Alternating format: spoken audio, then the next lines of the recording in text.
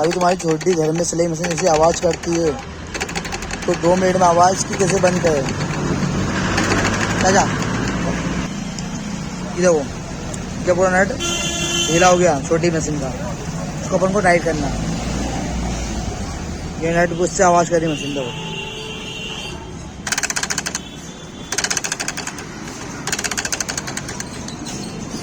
Tight करो दादा।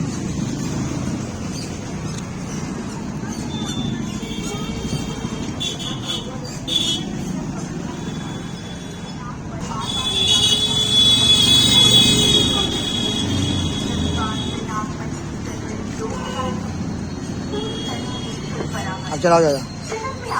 ये आवाज़ बंद हो गई, ये आवाज़ बंद।